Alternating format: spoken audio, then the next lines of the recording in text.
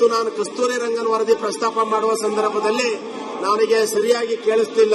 ಸನ್ಮಾನ್ಯ ವಿರೋಧ ಪಕ್ಷದ ನಾಯಕರಾಗಿರ್ತಕ್ಕಂಥ ನಮ್ಮ ಅಶೋಕ್ ಅಣ್ಣನವರು ಬರಗಾಲದ ಪ್ರಶ್ನೆ ಮಾತಾಡ್ತಾ ಇದ್ದೀನಿ ಅಂತೇಳಿ ಆ ವಿಚಾರವನ್ನ ಪ್ರಸ್ತಾಪ ಮಾಡ್ತಾ ಇದ್ರು. ಬರಗಾಲದಲ್ಲಿ ಎಷ್ಟು ಜನ ತಗೊಂಡೋಗಿದ್ಯಾ ಲೆಕ್ಕ ಕೊಡು ಅಂತ. ಸನ್ಮಾನ್ಯ ಅಧ್ಯಕ್ಷರೇ, ಬರಗಾಲವನ್ನ ಡಿಕ್ಲೇರ್ ಮಾಡುವಂತದ್ದು ಕೇಂದ್ರ ಸರ್ಕಾರದ ಆಯೋಗ ಬಂದು ಒಂದು ತಂಡ ಬಂದು ವರದಿ ಕೊಟ್ಟ ಮೇಲೆ ಬರಗಾಲ ಡಿಕ್ಲೇರ್ ಮಾಡ್ತಾರೆ. ಆಗ ಬರ ಪರಿಸ್ಥಿತಿ ತಾಲೂಕಿಗೆ ಅನುದಾನ ಕೊಡ್ತಾರೆ. ಹಿರಿಯರಾದ ಅಶೋಕ್ ಅಣ್ಣನವರು 8 ಬಾರಿ ಗೆದ್ದಂತ ಹಿರಿಯ ಸದಸ್ಯರು ಅವತ್ತು ತಪ್ಪು ತಿಳುವಳಿಕೆಯಿಂದ ಅವರು ಬರಗಾಲ ಘೋಷಣೆ ಆಗಿದೆಯಾ, ಬರಗಾಲಕ್ಕೆ ಎಷ್ಟು ದುಡ್ಡು ತಗೊಂಡೋದೆ ಅಂತ ಕೇಳ್ಬಿಟ್ರು. ಅಶೋಕ್ ಅಣ್ಣ ನಮಗೆ ಹಿಂದೆ ನಾಯಕರಾಗಿದ್ದಂತವ್ರು, ಅವರಿಂದ ನಾನು ಅದನ್ನ ಎಕ್ಸ್ಪೆಕ್ಟ್ ಮಾಡಿರಲಿಲ್ಲ ಮಾನ್ಯ ಅಧ್ಯಕ್ಷರೇ. ಆದ್ರೆ ಅದರ ಜೊತೆ ಇನ್ನೊಂದು ಪದ ಉಪಯೋಗಿಸಿ ನನಗೆ ಬಹಳ ನೋವನ್ನು ಉಂಟು ಮಾಡಿದ್ರು ಸದನದಲ್ಲಿ. ತಮ್ಮಯ್ಯ ನೀನು ಮುಂದೆ ಕಷ್ಟ ಅಂತ. ಆದ್ರೆ ಲೆಕ್ಕ ಕೊಡು ಅಂತ. ನಾನು ಕಳೆದ 3 ವರ್ಷ ನಮ್ಮ ನಿಕಟ ಪೂರ್ವ ಮುಖ್ಯಮಂತ್ರಿ ಸನ್ಮಾನ್ಯ ಸಿದ್ದರಾಮಯ್ಯನವರು, ಈಗ ಮುಖ್ಯಮಂತ್ರಿ ಡಿ.ಕೆ. ಶಿವಕುಮಾರ್ ಅವರ ಆಶೀರ್ವಾದದಿಂದ, ನನ್ನ ಕ್ಷೇತ್ರದ ಗುರು ಹಿರಿಯರ ಆಶೀರ್ವಾದದಿಂದ, ನನ್ನ ಕ್ಷೇತ್ರದ ಮತದಾರ ಬಂಧುಗಳ ಆಶೀರ್ವಾದದಿಂದ ನಾನು ಶಾಸಕರಾಗಿ ಆಯ್ಕೆಯಾಗಿದ್ದೇನೆ. ನನ್ನನ್ನು ಆಯ್ಕೆ ಮಾಡಿರ್ತಕ್ಕಂಥ ಗುರು ಹಿರಿಯರಿಗೆ, ನನ್ನ ಕ್ಷೇತ್ರದ ಮತದಾರ ಬಂಧುಗಳಿಗೆ ನ್ಯಾಯ ಒದಗಿಸುವ ಕೆಲಸವನ್ನ ಪ್ರಾಮಾಣಿಕವಾಗಿ ಮಾಡ್ತಾ ಇದ್ದೇನೆ.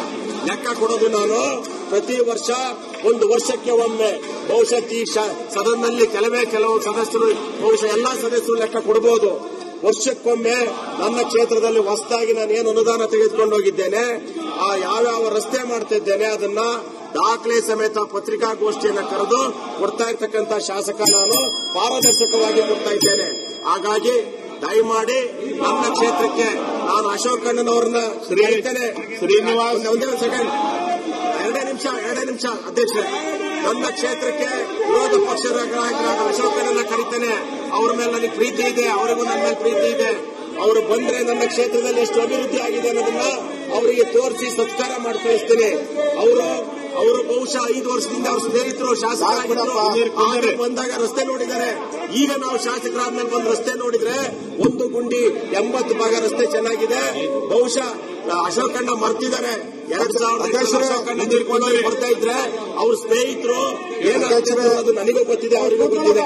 ಹಾಗಾಗಿ ದಯಮಾಡಿ ಅಶೋಕ್ ಅಣ್ಣರ ಬಗ್ಗೆ ಇನ್ನೊಮ್ಮೆ ಆ ತರ ಬೇಡ ಅಂತೇಳಿ ತಮ್ಮಲ್ಲಿ ಮನವಿ ಮಾಡ್ತಾರೆ.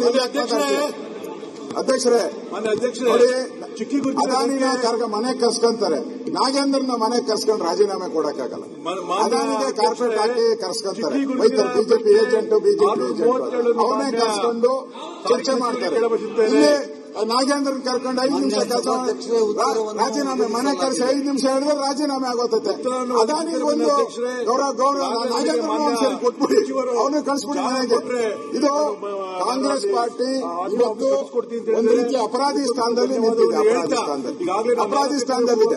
ನಾವು ಬರಗಾಲ ಚರ್ಚೆ ಬಗ್ಗೆ ನಾವು ರೆಡಿ ಇದ್ದೀವಿ, ಮಾತಾಡಕ್ಕೆ ರೆಡಿ ಇದ್ದೀವಿ. ಬರಗಾಲ ಚರ್ಚೆ ಬಗ್ಗೆ ನಾವು ರೆಡಿ ಇದ್ದೀರಿ, ರೈಸ್ ಬಗ್ಗೆ ರೆಡಿ ಇದ್ದೀರಿ, ಬಿಡದಿ ಬಗ್ಗೆ ರೆಡಿ ಇದ್ದೀರಿ, ರೇಷನ್ ಕಾರ್ಡ್ ರದ್ದು ಮಾಡಿದ್ದಾರೆ ಅದ್ರ ಬಗ್ಗೆನೂ ನಾವು ರೆಡಿ ಇದ್ದೀರಿ, 5 ತಿಂಗಳಿಂದ ಪೆನ್ಷನ್ ಕೊಟ್ಟಿಲ್ಲ ಅದ್ರ ಬಗ್ಗೆನೂ ನಾವು ರೆಡಿ ಇದ್ದೀರಿ. ಎಲ್ಲರೂ ಒಬ್ಬ 1 ಕೋಟಿ ದಲಿತರಿದ್ದಾರೆ, 1 ಕೋಟಿ ದಲಿತರು ಬೇಕಾ, ಒಬ್ಬ ನಾಗೇಂದ್ರ ಬೇಕಾ? 1 ಕೋಟಿ ದಲಿತರು ಬೇಕಾ, ಒಬ್ಬ ನಾಗೇಂದ್ರ ಬೇಕಾ? ಕಾಂಗ್ರೆಸ್ ಅವರಿಗೆ ಒಬ್ಬ ನಾಗೇಂದ್ರ ಬೇಕು, 1 ಕೋಟಿ ದಲಿತರು ಬೇಡ. ಅದರಿಂದಲೇ ಇವತ್ತು ಇಷ್ಟೆಲ್ಲ ಪರಿಸ್ಥಿತಿ ಆಗ್ತಾ ಇದೆ ಅಧ್ಯಕ್ಷರೇ. ಇವತ್ತು ಕರ್ನಾಟಕದಲ್ಲಿ ದಲಿತರೆಲ್ಲ ಎದ್ದಿದ್ದಾರೆ. ನಮ್ಮ ನ್ಯಾಯ ಕೊಡಿ, ನಮ್ಮ ದುಡ್ಡು 187 ಕೋಟಿ ನಮ್ಮ ಅಕೌಂಟಿಗೆ ಬರಬೇಕು. ಟ್ಯಾಕ್ಸ್ ಪೇಯರ್ಸ್ ಹಣ ನಮ್ಮ ಅಕೌಂಟಿಗೆ ಬರಬೇಕು.